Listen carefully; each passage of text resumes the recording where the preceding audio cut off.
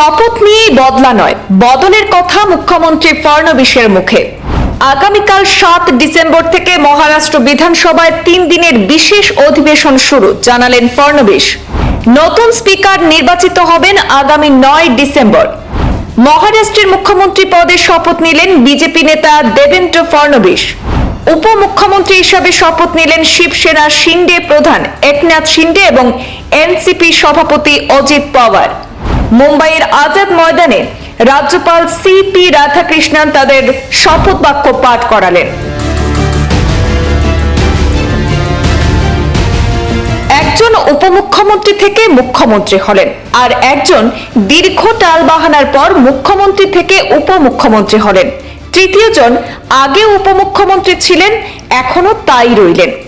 গত কয়েকদিনের রাজনৈতিক জল্পনার পর বৃহস্পতিবার মহারাষ্ট্রে মুখ্যমন্ত্রী পদের শপথ গ্রহণ অনুষ্ঠানে প্রধানমন্ত্রী নরেন্দ্র মোদীর উপস্থিতিতে মুখ্যমন্ত্রী পদে শপথ নিলেন দেবেন্দ্র ফড়নবিস।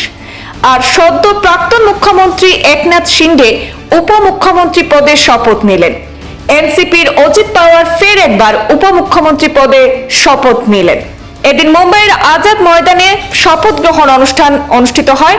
প্রধানমন্ত্রীর পাশাপাশি অমিত শাহ, জেপি নাড্ডা এবং নীতিন গডকরি শপথ গ্রহণ অনুষ্ঠানে উপস্থিত ছিলেন। এছাড়াও শাহরুখ খান, সলমান খান, রণবীর সিং, রণবীর কাপুরের মতো বলিউড তারকা এবং প্রাক্তন ক্রিকেটার সচিন টেন্ডুলকর, শিল্পপতি মুকেশ আম্বানি এবং গৌতম আদানিও উপস্থিত ছিলেন শপথ গ্রহণ অনুষ্ঠানে।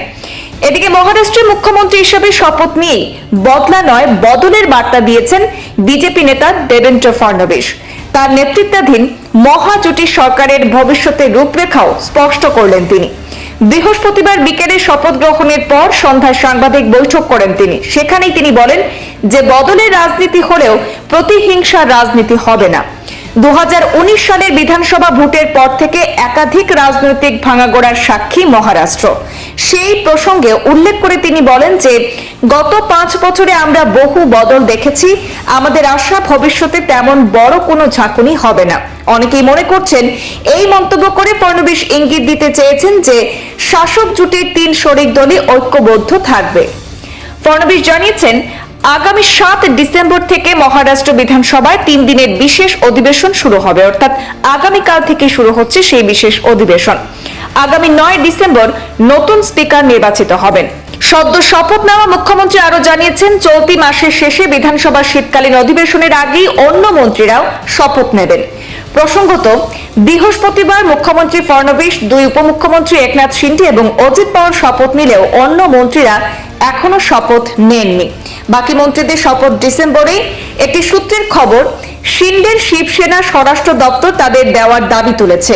এই সূত্রের দাবি যে বিজেপি শিন্ডে সেনার এই প্রস্তাবে সম্মত নয়। আগের মহাজোটী সরকারের উপমুখ্যমন্ত্রী ফড়নবিস জানিয়েছেন, কিছু ব্যক্তির ভূমিকা বদলে গেলেও সরকারের অভিমুখ একই থাকবে।